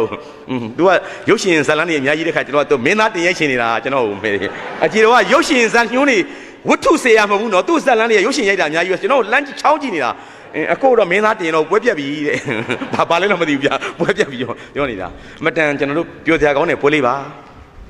ါအညာမြေဒေသမှာကျွန်တော်တို့ညီကို3ယောက်ဆုံကြရတယ်ပြန်ရင်တော့ဘာတွေပေးမလဲတော့မသိဘူးလက်ဆောင်တော့6ကတော့ဘာဘောသလဲမသိဘူးသိလားကျွန်တော်တို့စာရေးဆရာများကဒေသခံပစ္စည်းများကိုအလွန်မတန်မဲ့မောပါတယ်ပတ်စံမဟုတ်ဘူးနော်ဟိုတလောကကြံခဲ့တဲ့9ရက်ကမှပကံကပြန်လာတဲ့ပုံရည်ကြီးတွေနဲ့ဇီးယိုတွေနဲ့မျက်နှာပန်းထားလိုက်တာဟိုတလောကမကွေးရပြန်တဲ့အမေထွားပဲစီတန့်မိုက်တာပေါ့ဗျာမြကြီးနားသွားတယ်ကချင်ထမိန်တွေနဲ့ကချင်ပတ်စံကြီးတွေနဲ့ကျွန်တော်ရတယ်မင်းမြို့သွားတယ်ဟာရှမ်းပစ္စည်းတွေခေါ်ပုတ်တွေနေကြစီတွေဟာโอเคပဲမနှစ်ကမှတ်မှတ်ရရကျွန်တော်တို့ရခိုင်ပြည်နယ်ငတိုင်းချောင်းကိုကြောငဝင်မြစ်ကိုကြောရခိုင်ရိုးမတောင်တန်းကြီးကိုကြောငပလီကမ်းခြေဘက်ကရွာတရရောက်သွားတယ်ကျွန်တော်နဲ့ကိုချစ်ဦးညိုနဲ့အောက်မှာထိုင်နေတဲ့ဇက်လိုက်မင်းသားအကြည်တော်နဲ့ဥဆောင်လို့တော်သူများကဆရာဝန်လင်မယားတိုက်နေဆေးုံလေးကျွန်တော်ကဒေသခံပစ္စည်းမဲ့တဲ့အခါကျတော့ကျွန်တော်ကမေးရတာမလေးကျွန်တော်အမကြီးတားပြီးတားရောက်ပြီးဆန်းဆန်းတွေကိုသွားတရိရတယ်အင်းစိန်ထောင်တွေကိုသွားပြီးဟောတယ်တဲ့ကဲအကျဉ်းဦးစီးဌာနကလောက်တာလက်ဆောင်တောင်းတယ်ဒေသပစ္စည်းပါရှိလဲဆိုတော့ထောင်ပိုင်ကပြောတယ်ဆရာမကျွန်တော်တို့ထောင်ထဲမှာဒေသခံပစ္စည်းကတော့လက်ထိပ်ပဲရှိတယ်ဆိုတော့အမကြီးမဆန်းဆန်းတွေအမကြီးမဆန်းဆန်းနဲ့နော်အခုသွားတဲ့အခါကျတော့ရခိုင်ရိုးမပွားရွာလေးအကြည်တော်ကမလေးလူပြိုကြီးတာဖြစ်တယ်မိမတာမရှိတာကျွန်တော်ဒူးလက်တို့တယ်အခုမေးဦးနဲ့ဘာပေါ်လဲမသိဘူးတဲ့ကျွန်တော်ကမေးရတယ်ဆရာဝန်လေးလင်မယား2ယောက်ဒေါက်တာလို့ရခိုင်ရိုးမပေါ်မှာဘာပေါ်ပါသလဲ6သားတွေသိမှထင်ပါတယ်တချို့ဒေသများသည်ဒေသထွက်ကုန်မရှိဘူးအခုစဉ်းစားရန်ကုန်ကဘာထွက်လဲကဲပေးစရာပြဿနာပဲလေဘောပင်ဝယ်ပေးမှလားရက်ပလင်းလားမသိဘူးကျွန်တော်တို့ တို့တော့ငပလီသွားရင်ကျွန်တော်ဗာရမလဲငနီတူကြောက်တွေရမှာပေါ့ပစုံကြောက်ပေါ့လက်ပတာမြင်ငပိပေါ့ရှိတယ်လေကျွန်တော်ဗကန်းဆိုကျွန်တော်ပုံရင်ကြီးရမယ်နောက်ပါလေရုံးနေရမှာပေါ့ထူးဆန်းတဲ့ဒေသရှိတယ်လေကိုတို့ရဲ့တချို့ရွာလေးတွေဒေသလေးတွေကဘာမှမထူးဆန်းဘူးတာမန်ဗမာနိုင်ငံမှာအားလုံးရှိတဲ့အတိုင်းပဲဆန်ရှိမယ်ပဲရှိမယ်ဆိုတာရှိတတ်ကြတာဟုတ်အဲ့ဒီရွာလေးကဘာမှရှိပုံမရဘူးညီလေးဘာဘောလဲလို့ဟိုအကြည့်တော့ဟိုကချေဦးညိုတို့လက်ဆောင်လို့ကျင်တယ်ကွာလို့ဘာဘောလဲဆိုတော့ဆရာဝန်လေးကခေါင်းကုတ်တယ်သူလဲကျန်ရမရပြောတယ်ဆရာတဲ့ကျွန်တော်တို့ရွာကတော့ဟိုမွေဝေးဘောတယ်တဲ့ဟာအကြည့်တော့အကိုမွေဝေးမလို့မယူနဲ့တဲ့တကယ်လူရအကိုမွေဝေးဆိုမယူနဲ့တဲ့မယူအောင်ဟာမွေဝေးအဲ့တော့ကျွန်တော်တို့အခုအေးရောက်ဒီမြကမ်းမေးရ6မျိုးကတော့မွေဝေးတော့မလုပ်နဲ့ဗျာနော်ကျွန်တော်တို့တော့နည်းနည်းလေးအလှလေးတွေပေါ့ဗျာနော်ကိုကြီးပြီးပါတဲ့အဲ့ဒါလေးပဲတောင်းဆိုချင်တာပါပြောစရာကောင်းပါတယ်မြန်မာနိုင်ငံမှာစာပေဟောပြောပွဲများကျင်းပတဲ့အခါကျတော့ပြောလိုက်ဦးမယ်မနှစ်ကကျွန်တော်တို့ငပလီကမ်းကြီး3ခေါက်ရောက်တယ်အလဲမှာရောက်တာ OBJ နဲ့ကာတွန်းနိုင်ငံကျော်ကာတွန်းဆရာ OBJ နဲ့ရောက်တဲ့အခါကျတော့ကျွန်တော်တို့နေကြအောင်နေရင်တန်းလန်းနဲ့ပေါ့ကျွန်တော်တို့လည်းဟိုလျှောက်ဟောဒီလျှောက်ဟောပေါ့ဟောတဲ့အခါကျတော့အကြည့်တော့ကြော်ကြီးတကယ်မှတ်မိနေတာကျွန်တော်တို့သိလားဩဒေတာအနှံ့တို့ရောက်ကြတာပဲငပလီကမ်းကြီးရောက်ပါရောက်ညာဟုတ်ပေါ့ညကြတော့ကျွန်တော်တို့ဟောတဲ့ငပလီကမ်းခြေကိုကြည့်လိုက်တဲ့အခါကျတော့ foreigner လို့ခေါ်တော့ tourism လို့ခေါ်တော့နိုင်ငံခြားသားများအယောက်တရာလောက်ကားနဲ့ရောက်ချလာတယ်ကျွန်တော်ကွင်းထဲကိုဟေးအဘကြီးဘာလဲမသိဘူးကွာလို့ဆင်းချလာတယ်ကျွန်တော်တို့ဒီကိုကွင်းကိုပတ်ပြီးတော့ဗီဒီယိုကင်မရာလေးနဲ့ရိုက်တယ်ကျွန်တော်တို့ဟာရိုက်တယ်ဗျာနောက်ဓာတ်ပုံ stay ပေါ့ဗျာအသေးပုံလေးနဲ့ဖြတ်ရိုက်ဟေးဘာလဲကွာညလုံးပြပြလေးနဲ့မနေ့မိုးလင်းတဲ့အခါကျတော့အခုအဲ့ရတဲ့မှာလဲနေတော့နိုင်ငံကျော်စာရေးဆရာကြီးဦးအောင်သင်းခုလဲနေပြီလေပြလက်ကြီးက86နေမထနိုင်တော့ဘူးလေကိုတို့ရဲ့လှဲထားတယ်သူဆေးတိုက်နေရတယ်ကဲသူပါလာပေါ့သူ့ကိုကျွန်တော်အခန်းထဲမှာတိတ်ထားကျွန်တော်နဲ့ OBJ ကငပလီကမ်းကြီးကဟိုတရကျွန်တော်တို့ကျွေးတော့ breakfast ဟိုတရမနက်စာကျွေးတာဟုတ်ကန်းနာဆက်တောင်ဆက်လေးမှာထိုင်ပြီးတော့လှိုင်းလေးတဝေါနဲ့ကြည်ပြီးကျွန်တော်နှစ်ယောက်ထမင်းကြော်လေးနဲ့ကြက်ဥကြော်လေးနဲ့ဒါပါတာမန်မှာကျွန်တော်တို့အေးဘူးလေးတွေတောက်ကြတာပေါ့စားကြတော့အောက်ကဆိုင်အောက်ကတဲတောင်ကြီးရှောင်းနေတဲ့ foreigner နှစ်ယောက်ကပြုံးစီနဲ့ဟိုနဲ့ယောက်ျားနှစ်ယောက်ကကျွန်တော်လှမ်းကြည့်နေတယ်။ OBJ ဟိုကနေငါ့ကိုရီနေကွာဘာလဲမသိဘူးပေါ့။ဖြတ်ပတ်သွားတယ်။နောက်တစ်ခေါက်ပတ်တယ်။ရီတယ်သူကနောက်တစ်ခေါက်ဆိုတော့ကျွန်တော်ကလည်းဗမာယဉ်ကျေးမှုထုံးတမ်းစင်လာအရကိုယ့်ကိုရီပြနေသောပုဂ္ဂိုလ်များကိုပြန်လျေပြီးမရီပြခြင်းသည်တိတ်ရိုင်းနေလေဒါတော့တွန်းပြမှာကျွန်တော်ကဟိုတဖော်လေးပေါ့ရီပြလိုက်တာပေါ့ရီပြတော့သူတို့ကကျွန်တော်ဘာထင်သားဆိုတော့ငါတို့ကိုခွင့်ပြုပြီးထင်ပြီးတော့ဆိုင်မော်တက်ချလာတာကျွန်တော်တို့ဇပွဲဘေးမှာမတ်တက်ရက်တယ်ဇပွဲကတားရှင်းတယ်ကျွန်တော်တို့သွားတာမိုးလိမ့်မကြီးလူသိမရှိဘူးခွင့်ပြုပါခင်ဗျာလို့ပြောတယ်ကျွန်တော်တို့ excuse me please တဲ့ဒါတော့ကျွန်တော်လည်းအင်းစာလေးတော့ဗျာဟိုတော်တော်လည်းသိပါတယ် excuse me please ခွင့်ပြုပါခင်ဗျာပေါ့အဲ့မှာကျွန်တော်လည်းမာနတက်သွားတယ်ရန်ကုန်တက္ကသိုလ်ကကျောင်းဆရာသမီးလေးပြောတာနည်းနည်းလိုသွားသေးတယ်ဘွဲ3-4ခုယူထားတာကျွန်တော်ကဝိဇ္ဇာဘွဲမဟာဝိဇ္ဇာဘွဲဝိဇ္ဇာဂုံတူးဘွဲတက္ကသိုလ်ကျောင်းဆရာပါညာနဲ့နိုင်ငံသားကြီးလာစမ်းနေတယ်ဘယ်ရမလဲတို့နိုင်ငံပညာရေးစနစ်ကတို့အပြတ်သင်ပေးထားပြီးသားတခွန်းနဲ့ကြောင်ပြောချလိုက်တယ်မဲမဲကန်ကန် yes လို့မိုက်တော့မိုက်တယ်မဘရကျွမ်းနေကျွန်တော်လေ yes လို့ဘာလာစမ်းနေတာဆရာဦးထေမောင်ရည်နေတယ်ဆရာဦးထေမောင်ကျွန်တော်မရည်နဲ့တော့ဆရာနတ်မွီးနိုင်ငံကျော်ဝတ္ထုတို့ဆရာကြီးကကျွန်တော်ရည်နေတယ်ကျွန်တော်ကသူတို့ကျွန်တော်ရှိပြောတော့ကျွန်တော်တကယ်ရှိန်ပါတယ်ပညာရှင်များပြသောမြို့ကဗျာဆရာစာရေးဆရာများတဲ့မြို့တကယ်ကျွန်တော်ပြောတာဝင်းထိုင်ရင်တန်းလန်းထဲမှာကျွန်တော်ကစကားစားတဲ့အခါကျတော့တရားလာတာလဲဘာညာကျွန်တော်လည်းမေးတော့ hello ဒါတော့ကျွန်တော်တက် where are you from ပြင်သစ်က France အမလေးပြင်သစ်တွေဖြစ်နေတာဟုတ်ပြောရင်တန်းလန်းကျွန်တော်တို့သိလို့လားသိတယ်ဘယ်တော့မှလဲမနေ့ကညရတယ်ဟာဘယ်မှာလဲဟောပြောပွဲမှာကျွန်တော်ထင်တယ်ဘယ်လိုထင်လဲလို့ကျွန်တော်တို့ဟောပြောပွဲကိုလေ how do you think our talk ကျွန်တော်ပြောတာဘယ်လိုထင်လဲပေါ့တိတ်ကောင်းတယ်သူက very excellence တိတ်ကောင်းနေတယ်သူကဟာကျွန်တော်ရဲ့ OBJ ကကတော့ဆရာသွေးကြော်သွားတယ်ကိုတာချိုဆက်မေးတယ်တိတ်ကောင်းတယ်ဆိုတော့ကျွန်တော်တို့ပြောတာကိုသိသလား do you know our talk လွယ်လေကျွန်တော်အင်းစာမခက်ပါဘူးမှားနိုင်ပါတယ်နော်ဆရာဦးထီမောင်ကျွန်တော်ပြောတာမှားနိုင်ပါတယ်ကျွန်တော်ကအင်းစာသင်တန်းပြောလို့မဟုတ်ကျွန်တော်ကသူတို့သိအောင်ပြောလိုက်တာဆရာမှားနိုင်တယ် do you know လို့သိလား our talk nothing နဲ့ဘာမှမသိဘူးတဲ့ဟာ OBJ ဘာမှမသိတဲ့ကောင်တွေတို့ကိုကြိုက်ပြီကွာလို့6လို့အလုံးသိတဲ့လူတွေပိုကြိုက်မှာပေါ့ဗျာဟုတ်ပြီတို့ဘာမှမသိဘူးကြိုက်တယ်ကွာလို့ဆိုမှကျွန်တော်ကဆက်မေးရတယ်ဘာကိုကြိုက်တာလဲဗမာစကားမသိပါဘူးတို့တော်လေဆရာသူပြောတာခ ခင်ဗျားတို့ပွဲကိုကြိုက်တယ်စတိတ်ထိုးထားတယ်လူတို့ကအစိုးရအထောက်ပံ့အဟံတာဘာမှမပါရနားထောင်နေခင်ဗျားတို့ပြောချင်ရပြောနေတယ်တဲ့တိတ်ကြသွားတယ်တဲ့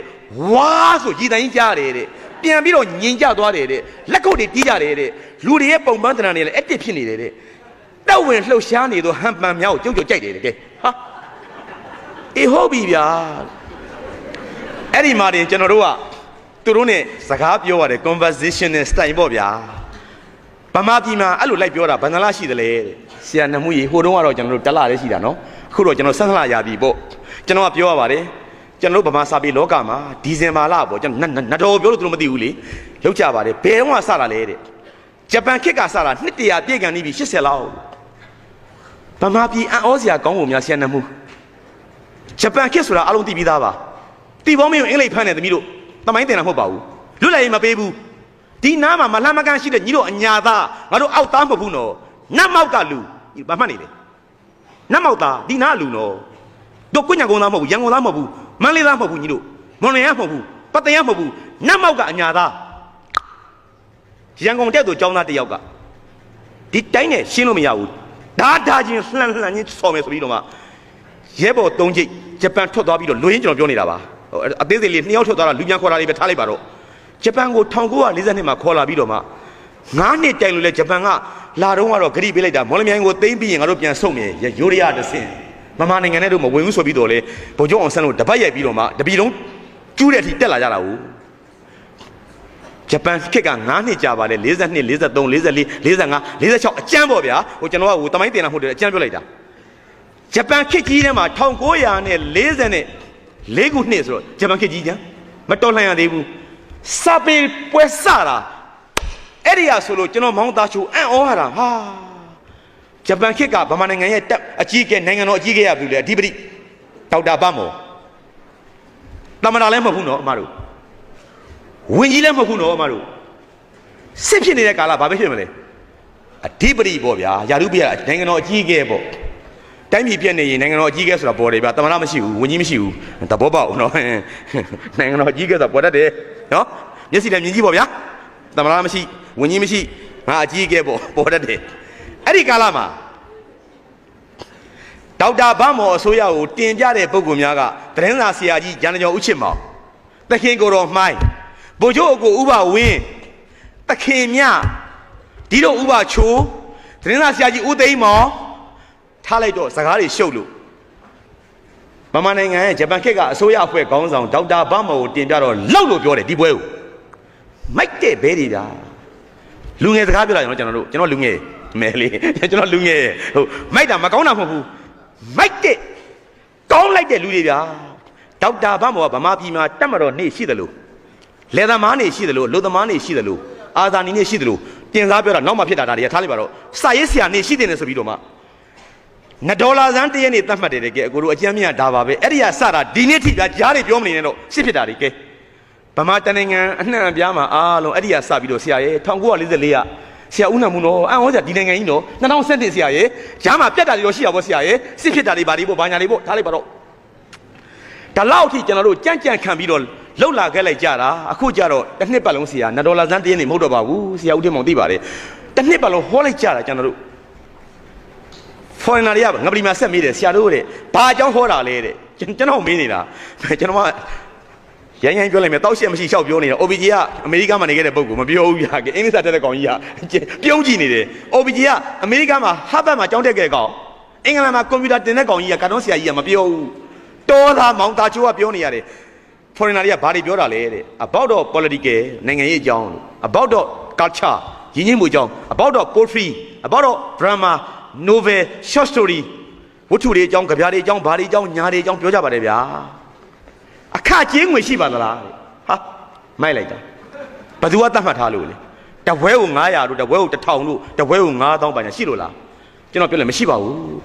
လွတ်လပ်သွားပြီးလက်ဆောင်ပေးကြတယ်ကျွန်တော်တို့ကတော့ငွေကြီးတွေပေးတော့လေကျွန်တော်တို့ယူတာပဲတတ်မှတ်ချက်မရှိဘူးကျွန်တော်တို့မှာတပွဲကို9000ပေးပါဘယ်သူတောင်းလဲအော်ဘီဂျေတောင်းသလားညီမင်းတို့တောင်းသလာ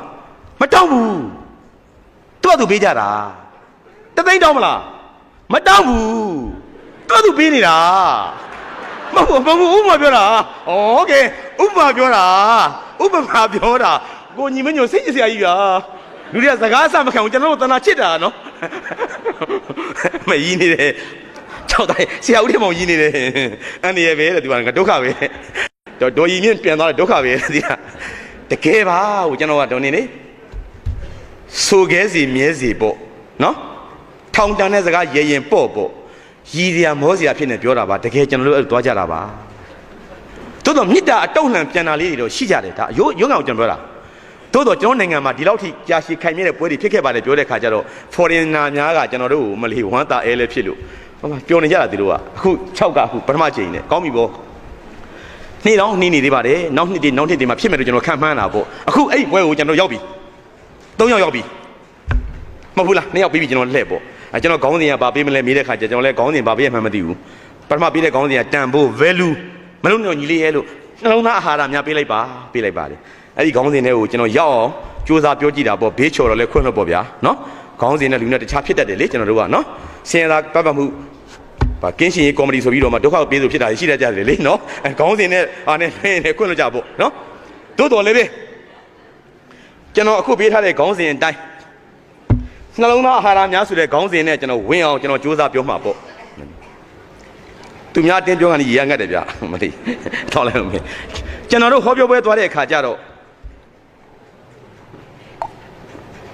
ကြံခဲ့တဲ့6လလောက်ကကျွန်တော်ရဲ့ကိုချစ်ဦးညိုရဲ့စိုင်းဆရာမောင်စိန်ပတိကုန်းရဲ့ကျွန်တော်မေမျိုးကိုကျွန်တော်မနေ့က3ခွက်ရောက်ပါတယ်ရောက်တော့အလေကမေမျိုးမလီလှပြင်ဦးလင်ပေါ့ဗျာဟောတဲ့အခါကျတော့အခုလိုကျွန်တော်တို့ယုံထဲမှာဟောတာမဟုတ်ကွင်းမြင်ကြီးထဲမှာပွဲစချိန်ဒီမှာရှိတဲ့6သားတွေအံ့အားတင်သွားမယ်ညနေ3နာရီတိုးတဲ့ဟောပြောပွဲစတာကျွန်တော်အံ့အားတင်သွားတယ်ကျွန်တော်ရှမ်းပြည်တောင်ပိုင်းကလောမှာဟောဖို့ပါတယ်နေ့ကင်းတနာရီစတယ်ကလောကအောင်ပန်းတနာရီစတယ်ကျွန်တော်ဦးကြောင်ဖြစ်နေတယ်ဘာကြောင့်လဲမေးတဲ့ခါကျတော့ဆရာချိုးတဲ့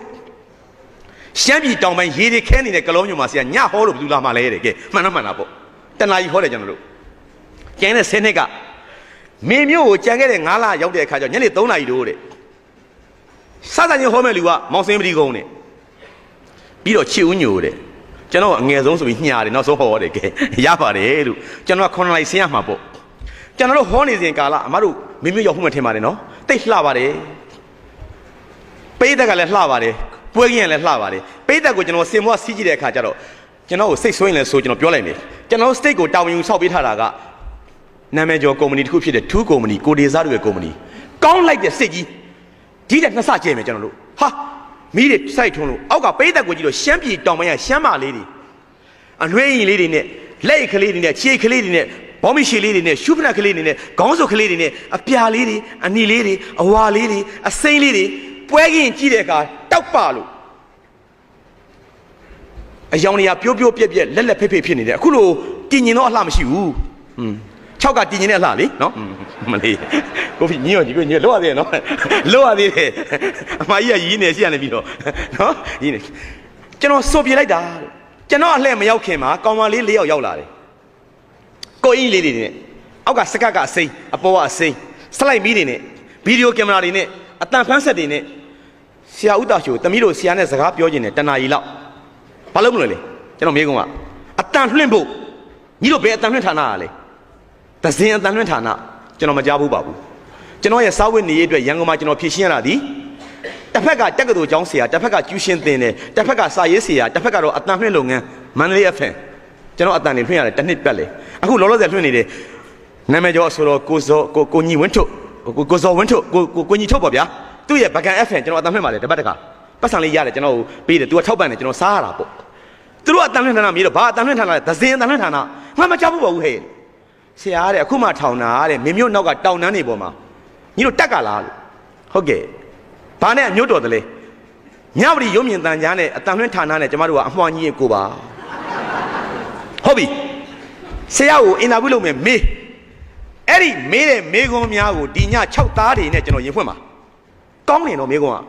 ကငယ်လေးသမီးတို့ဖတ်စီယာစကိန်းရလေးတွေဆရာတဲ့ဆရာကိုပထမဆုံးမေးခွန်းမေးမယ်ကန်လိုက်ပန်းညံထဲမှာမင်းမျိုးကမေးလူတွေစာဖတ်ဖို့လိုသလားတဲ့ဟာအလွယ်ဆုံးမေးခွန်းကျွန်တော်မေးတာပဲဆရာတဲ့လူတွေစာဖတ်ဖို့လိုသလားလိုတာပေါ့သမီးရဲ့သိရေးမကြည့်သေးဘူး ဆရာတဲ့ဘာဖြစ်ဖို့ဖတ်ဖို့လိုတာလဲလူတွေရဲ့စိတ်နေစိတ်ထားတွေအတွေးခေါ်တွေခေါင်းထဲကအတွေးခေါ်နှလုံးသားထဲကခံစားချက်တွေပြောင်းလဲဖို့အတွက်တိုးတက်ဖို့အတွက်ဖွံ့ဖြိုးဖို့အတွက်တို့စာဖတ်ဖို့လိုတယ်ဆရာတဲ့စာမဖတ်ဖဲနဲ့လူတွေရဲ့နှလုံးသားတွေနဲ့အုံနှောက်တွေဖွံ့ဖြိုးတက်အောင်လုပ်မယ်နည်းရှိသလားမေးတတ်တယ်ကောင်မလေးတွေအဲ့မှာကျွန်တော်ကမေးခွန်းလာပြီ6သားတွေကျွန်တော်မေးမယ်စာမဖတ်ဖဲနဲ့တချင်းနားမထောင်ဘဲနဲ့ရုပ်ရှင်မကြည့်ဘဲနဲ့ခင်ဗျားတို့6သားတွေရဲ့နှလုံးသားနဲ့အုံနှောက်ကိုပြောင်းလဲစေသောအရာဘာရှိလဲကျွန်တော်ပြောကျွန်တော်တကယ်မေးတာဟေးကောင်းတယ်တကယ်ကောင်းတယ်